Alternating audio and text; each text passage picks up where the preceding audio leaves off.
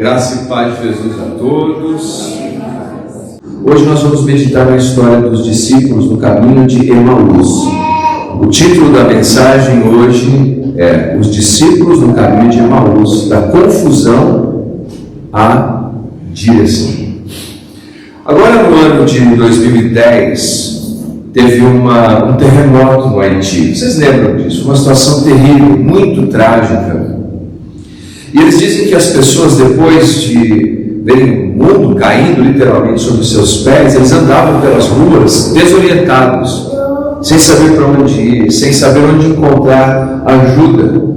Algumas pessoas que relataram como conseguiram sobreviver, inclusive do que se chama de síndrome pós-traumática, quer dizer, aquela dor não desaparece nas próximas horas ou nos próximos dias, mas percebem as pessoas às vezes por meses, por anos.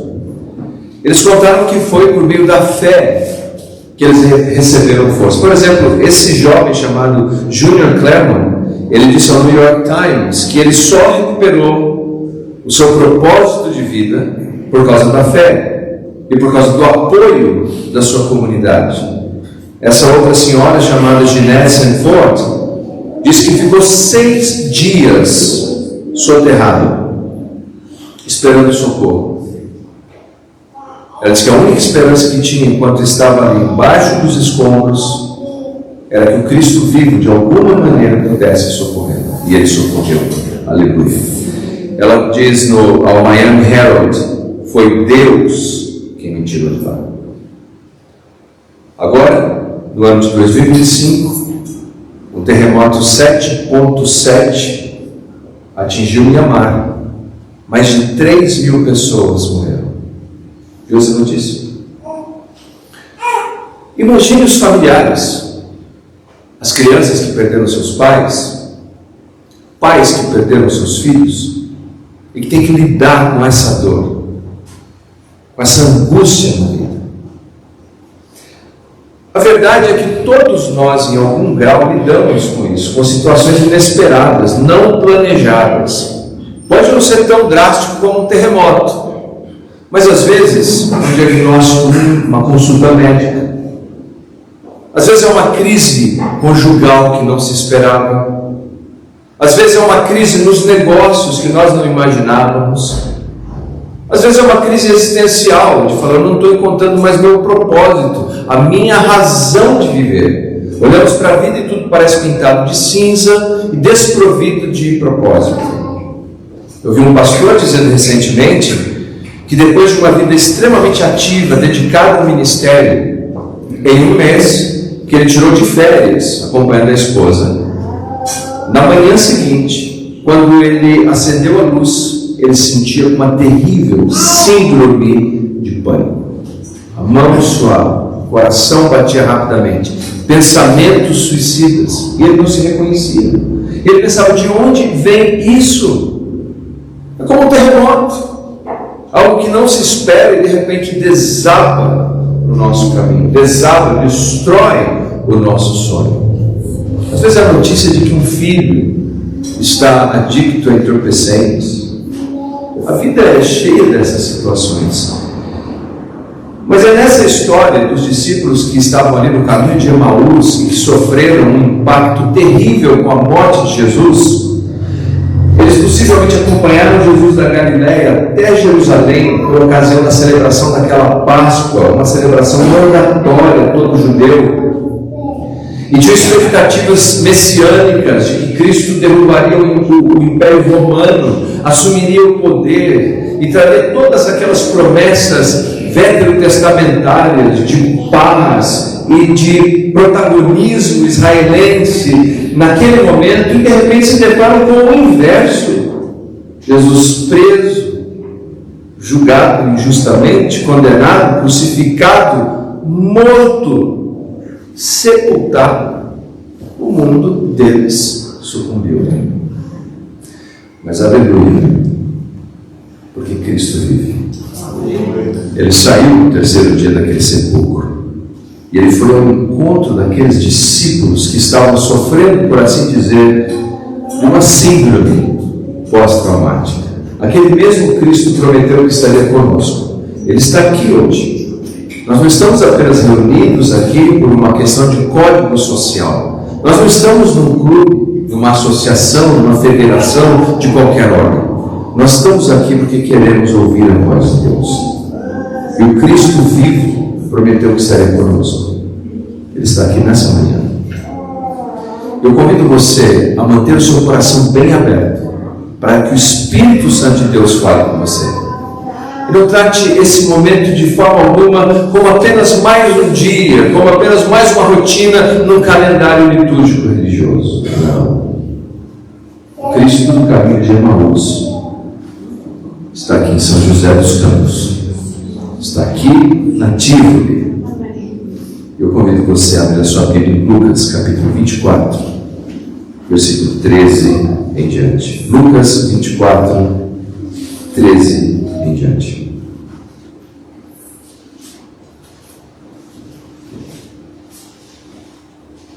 Naquele mesmo dia, era o primeiro dia da semana, era o domingo.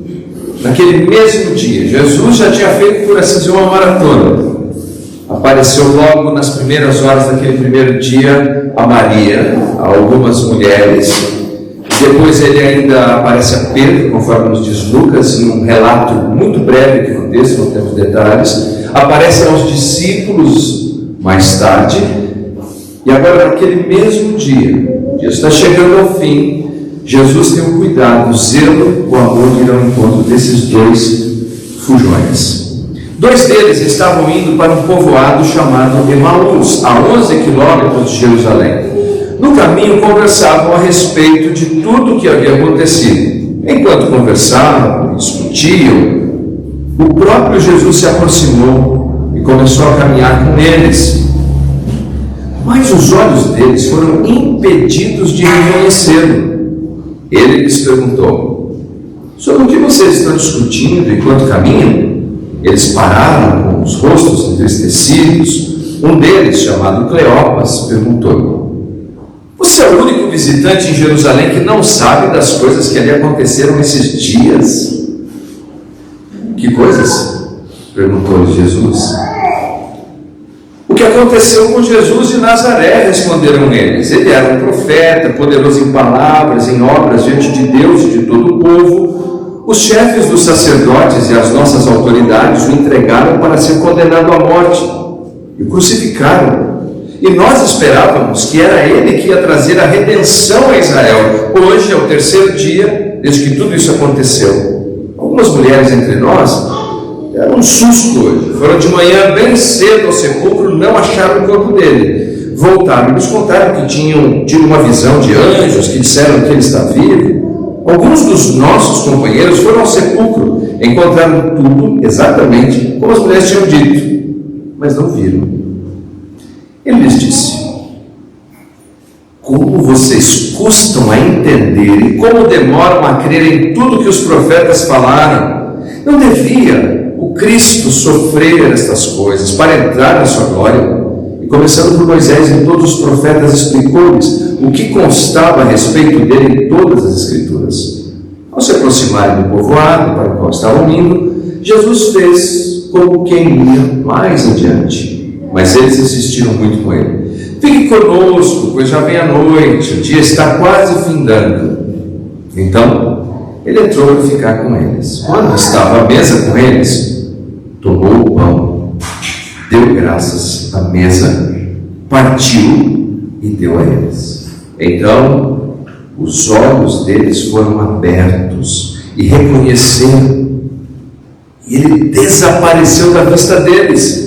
Perguntaram-se um ao outro: não estavam ardendo os nossos corações dentro de nós enquanto ele nos falava no caminho, nos expunha as Escrituras? Levantaram-se e voltaram imediatamente para Jerusalém. Ali encontraram os 11 e os que estavam com eles reunidos, que diziam: é verdade, o Senhor ressuscitou, apareceu a Simão. Então os dois contaram o que tinha acontecido no caminho e como Jesus foi reconhecido por eles quando partiu o pão. Enquanto falavam sobre isso, o próprio Jesus se apresentou entre eles e disse: paz seja convosco. Aleluia. Nós não sabemos quem são esses dois discípulos. O evangelista identifica apenas um, pelo nome de Cleopas. Há várias especulações sobre a identidade deles, mas é irrelevante no escopo que nós queremos cobrir nessa manhã. O que nós sabemos é que eles não são discípulos famosos. São dois discípulos quase anônimos, desconhecidos. Mas apesar disso, o mundo deles que se sucumbiu naquela Páscoa, que deveria ter sido tão festiva, não passou despercebido ao Cristo ressurreto. Ele vem ao encontro deles, destes desconhecidos, cheios de problema, com uma ressaca de um final de semana duríssimo. Jesus vem ao encontro deles. Ele demonstra a sua graça, a sua misericórdia. Ele vem ao encontro deles, mesmo enquanto eles lidam com a desilusão deles. É um gesto maravilhoso de amor, porque Jesus vem naquela estrada poeirenta e começa a ouvir a conversa deles. E Jesus toma a iniciativa e pergunta para eles: o que vocês estão conversando, tão interessados e debatendo aí? E a resposta deles é tão curiosa. Parece cobrir duas áreas. Primeiro, você é ignorante? Você é o único que não sabe dos últimos acontecimentos em Jerusalém? Segundo, quando eles descrevem brevemente o ministério de Jesus: por onde você andou, meu amigo? Você estava em que lugar? O teólogo R.C. Sproul, ele faz um exercício de imaginação. Se Jesus fosse responder a essas duas questões, Jesus teria dito alguma coisa assim: bom, já que vocês querem saber, vamos começar na quinta-noite. Quinta-noite eu tive um jantar com os meus discípulos, depois nós saímos de lá, fui para o Monte das Oliveiras, onde eu orei, pedindo que, se fosse possível, o Pai passasse de mim esse cálice. Ali eu suei com grandes gotas de sangue. Depois nós descemos até o vale de Quidron e homens armados vieram e me prenderam. Eu fui torturado, agredido. Depois eu fui julgado injustamente, embora não vissem nenhuma culpa em mim. O Pilatos tentou politicamente ver se conseguia me tirar daquela situação, mas uma multidão enfurecida gritava: crucifica-o. E finalmente eu fui condenado, crucificado, morto, colocado meu corpo no sepulcro, que foi uma dádiva, um presente para não ser jogado no vale de Guiena, numa vala comum. E ali fiquei, graças a José de Arimateia, meu corpo estava ali. Mas já que vocês querem saber, hoje pela manhã, uma explosão cósmica de um poder criativo envolveu o meu corpo.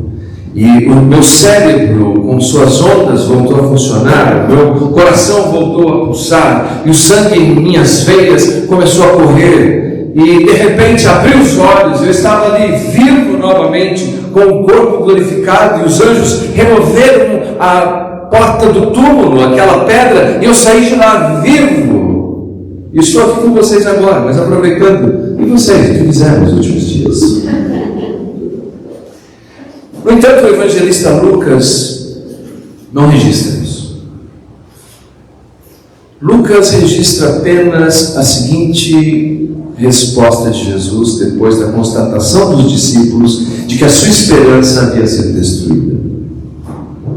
Versículo 25 do capítulo 24. Ele, Jesus, disse: como vocês custam a entender e como demoram a crer em tudo que os profetas falaram.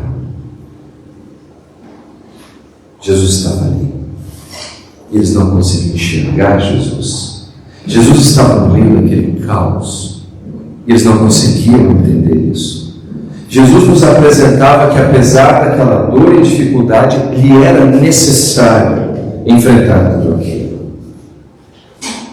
Mas apesar deles, o amor de Jesus os alcança naquela estrada empoeirada de Emaús. Você, como anda o seu grau de desilusão, de decepção, de desencorajamento, de dúvida, de confusão? Jesus não dispensa você, ainda que você esteja assim. Temos 3 lições dessa história maravilhosa. Primeiro, para recuperarmos a nossa direção, nós precisamos da revelação da palavra de Deus. É a palavra de Cristo que reinterpreta a nossa desilusão. Segundo, nós precisamos de oração. Nós precisamos falar com Cristo. E terceiro, nós precisamos de comunhão. Precisamos uns dos outros. Precisamos de Jesus, mas precisamos uns dos outros. Vamos para o primeiro ponto.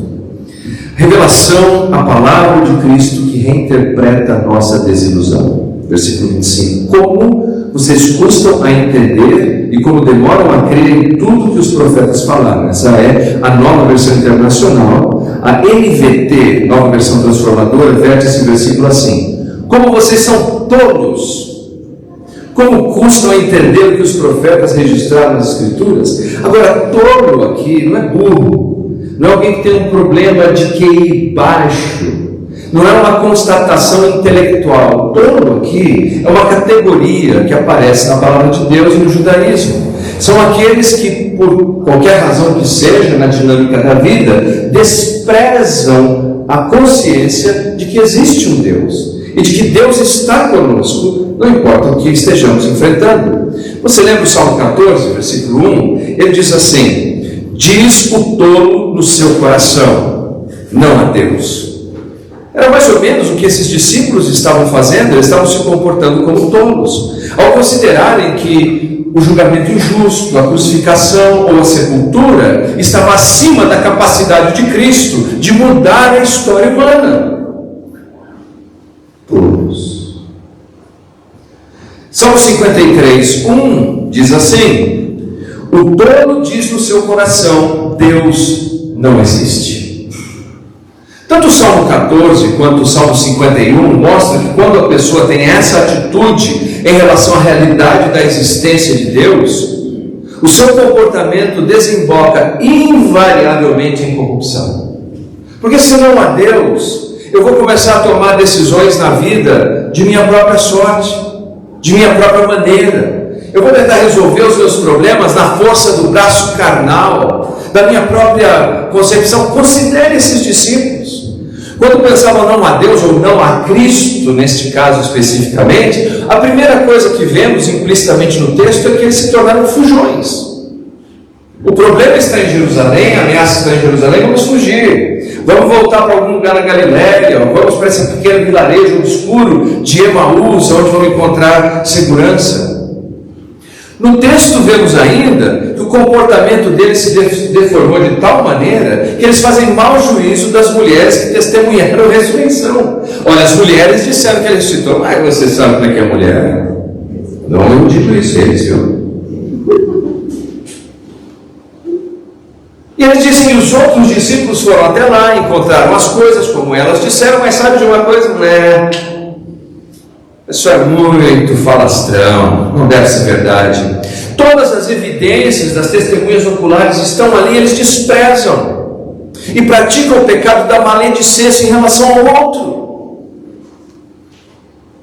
Porque eles estão lidando com o problema do trauma, da dor, da angústia, como se Deus não estivesse ali. E qual é a cura? Bem, nós vemos que a cura é exatamente voltar para a realidade da presença de Deus e da consciência da Escritura. E Jesus passa a fazer uma exposição bíblica, passa a apresentar tudo que a Escritura diz sobre ele, começando lá em Moisés. Eles tinham 1h30 mais ou menos de caminhada em passo normal, de Jerusalém a Emaús. E por 1h30 Jesus está fazendo uma exposição bíblica. Já imaginou aquela caminhada ali? Jesus começa em Gênesis, talvez. A semente da mulher que esmagaria a cabeça da serpente. A bênção de Abraão para todas as nações. O sumo sacerdote segundo a ordem de Melquisedeque. O ser celestial que lutou com Jacó. O leão da tribo de Judá profetizado. A voz que vinha da sarça ardente. O cordeiro pascal. O profeta maior que Moisés. O capitão do Senhor, do exército do Senhor. o parente remidor, o filho de Davi, que seria um rei maior do que ele, o salvador sofredor do Salmo 22, o bom pastor do Salmo 23, a sabedoria de Provérbios capítulo 8, o amado do Cântico dos Cânticos, o salvador descrito pelos profetas, o sofredor de Isaías 53, o príncipe apresentado por Daniel, que teria um reino que jamais teria fim, explicando passagem por passagem, passagem por passagem. E o que isso nos ensina? Que a nossa convicção a respeito de Deus não deve ser interpretada pela situação que enfrentamos, mas pela revelação que recebemos. Quando nós estamos enfrentando nossa Emaús, a nossa estrada de desilusão e decepção, nós começamos a fazer caricatura de Deus e vamos diminuindo esse Deus soberano, a nossa própria projeção. Mas quando nós olhamos para a Escritura, é a Escritura que deve interpretar a nossa situação. O que Deus diz sobre isso? O que Cristo diz sobre isso? Como eu posso recobrar a minha direção de acordo com a sabedoria de Deus? Um amigo, ele me disse que não consegue sair de casa sem relógio. Ele diz que quando sai sem relógio, ele se sente pelado. Tem alguém assim aqui? Não saio de casa sem relógio, saio sem relógio, eu me sinto pelado. Ali tem a carteira, dependendo de onde a gente vai se sentir pelado mesmo. Mas nós não deveríamos nos sentir assim quando saímos da nossa casa para enfrentar a vida sem fazer uma oração? Ou sem lermos a palavra de Deus? Esses discípulos estão nesse caminho, eles precisam da palavra de Deus, e Cristo traz a palavra de Deus até eles. Se em algum momento da sua vida, por conta de uma crise que você está vivendo, você não sabe qual caminho deve seguir, eu te digo qual é o caminho que você não deve seguir: afastar-se de Deus nunca. Você deve correr em direção à palavra de Deus, buscar a sabedoria da palavra de Deus para recobrar o curso da sua jornada. Segundo, nós vemos que eles passam para o que implicitamente no texto nós podemos chamar de a oração, falar com Cristo. Eles começam a falar com Cristo, e isso é libertador. Versículo 18. Um deles, chamado Cleopas, perguntou. Se você ler o texto com atenção, vai ver que eles estão numa caminhada em que eles falam sobre Cristo. Eles vão falando sobre Cristo. Hipóteses, teorias, o texto até diz assim, eles discutiam sobre Cristo. Um tinha uma opinião, outro tem outra opinião. Eles debatem sobre Cristo. Mas a necessidade deles não era falar sobre Cristo, debater sobre Cristo. Era falar com Cristo.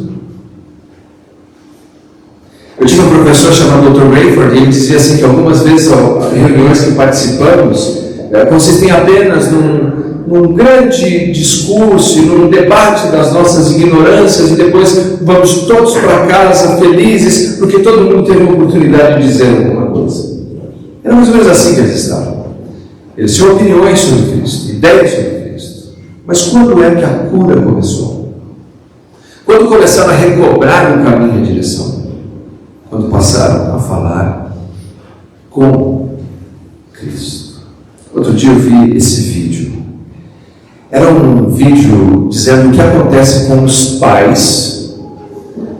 Assim, um pai, quando ele vai numa loja de ferragens dessas grandes, vocês têm aqui em São José, uma enorme, que tem uma porção de coisa, e ele não sabe onde encontrar o item que ele precisa. E esse pai está acompanhando o filho ali, e ele vai de corredor em corredor, e o filho fala: pai, pergunta para alguém, pergunta para aquele funcionário ali. E o pai, muito reticente, vai e diz: escuta, você sabe onde eu encontro esse fio de cortar grama? E naquela hora o sistema de som diz: temos uma pessoa perdida no corredor 18. E aí as pessoas começam a dar risada dele, fazer bullying com ele, ele está perdido, não sabe onde que encontra o fio de cortar grama.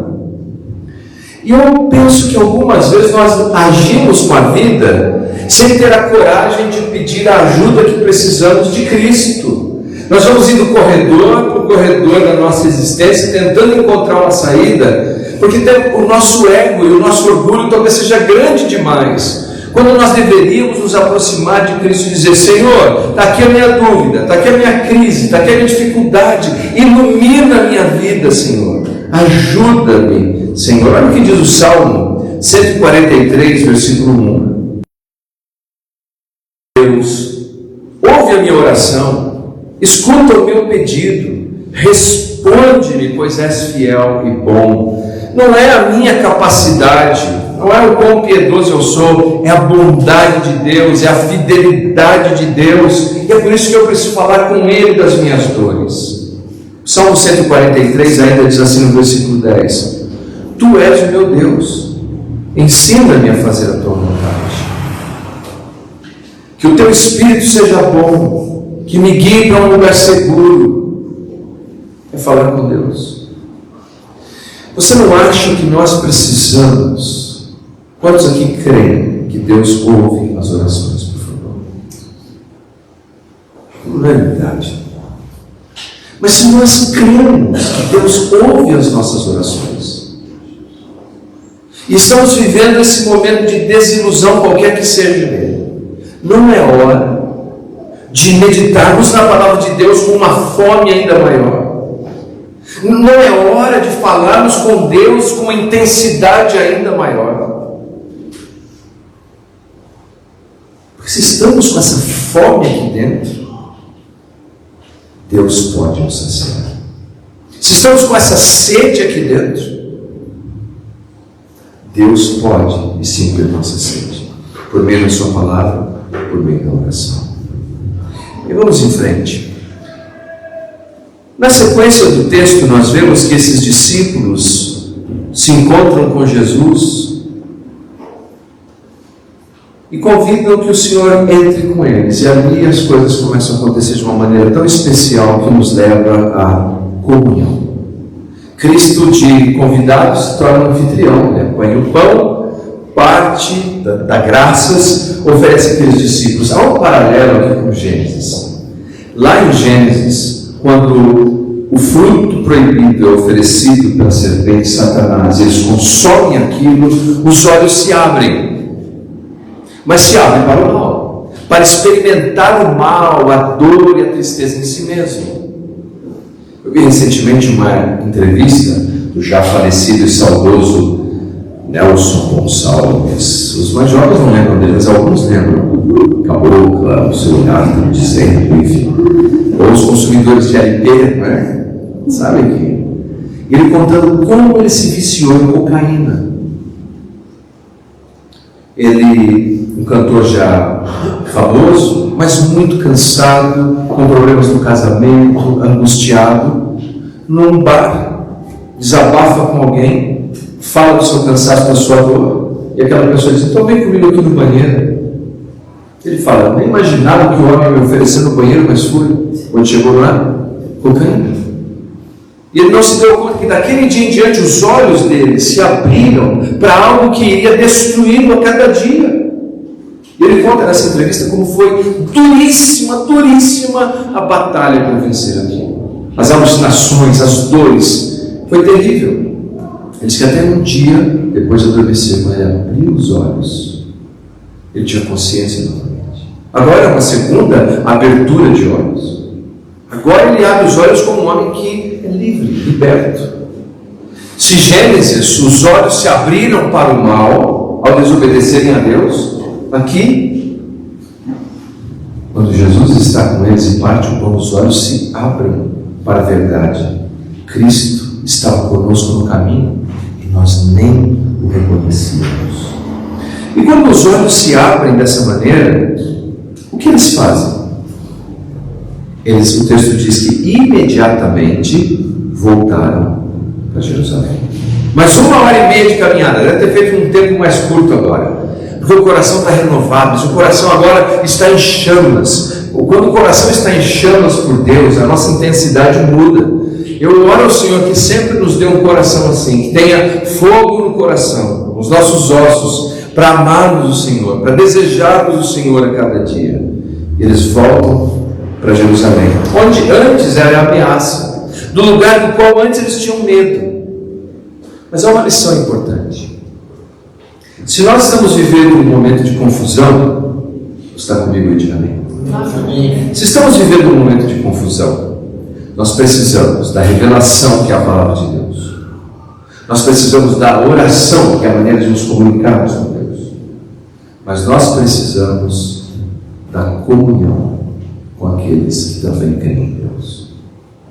Nós precisamos uns dos outros, porque o isolamento não nos leva de volta ao propósito e à direção da vida. O isolamento, pelo contrário, nos rouba isso. E uma das dificuldades que temos é esta: quando estamos enfrentando a nossa luta e a nossa dor, nós temos a tendência de nos isolar, de fugir. Eu conversava ontem com o Júnior, sempre grato ao Júnior que me acompanha, que ao longo dos anos como pastor, não foram poucas as vezes que eu ouvi pessoas que abandonaram a vida comunitária de comunhão do Evangelho e passaram a criticar terrivelmente a vida em comunidade em igreja. Na igreja tem isso, tem aquilo, tem hipócrita, eu saí. E quando eu olho para a maioria dessas pessoas, eles não se tornaram melhores. Não é como se olhasse para mim, poxa, realmente ele saiu, agora é o pai melhor, olha que maravilha, o filho melhor, o marido melhor, a esposa melhor, a família dele está funcionando. Não é isso que eu vejo em 30 anos. O que eu vejo é o contrário. Mais relacionamentos destruídos, mais complicações e complexidades com as quais eles têm que lidar, sem ter a ancoragem e o apoio de outras pessoas que dizem: eu vou orar por você, eu vou caminhar com você, sem nada. E é verdade que todos nós temos problemas, e é verdade que a comunidade de fé e a igreja tem suas deficiências e limitações, mas uma verdade ainda maior é que nós não conseguimos vencer a nossa falta de direção, a nossa confusão, sem vivermos em comunhão. Eu vi aqui no slide, com letras no tamanho correto, viu, Matias? Quem teve no curso sabe o que eu estou dizendo. Mas a fonte no tamanho certo. Várias oportunidades para viver em comunhão. Eu vi que tem uma reunião de oração, tem um grupo, penso que é de estudo bíblico, quarta-feira, tem uma leitura que acontece segunda virtualmente. Talvez não dá para participar de tudo, a gente tem agenda, tem outras coisas a fazer, mas nós precisamos uns dos outros. Quando eu, na minha adolescência, depois de convertido, uma família totalmente disfuncional e não cristã, comecei a passar por um processo de esfriamento da minha fé, e fui me afastando gradativamente, e nesse afastamento eu pecava mais, me afastava mais, e fui me tornando mais crítico com aqueles que não pregavam. Um dia um amigo me encontrou, no ponto de ônibus, estava voltando da escola. Ele colocou as duas mãos no meu ombro e disse: Leandro, o seu lugar está guardado. Volta, meu irmão. Vamos caminhar juntos. E foi na comunhão com os irmãos que eu reencontrei o caminho. E esses discípulos também. Nós precisamos que o Senhor abra os nossos olhos nessa manhã. Eu vou encerrar aqui. Talvez você não reconheça o nome Paul Ballard. Ele nasceu em 1962, ele foi um cantor sem fama de rock and roll, e ele queria ser muito rico. Queria abraçar o sonho americano com toda a força que poderia.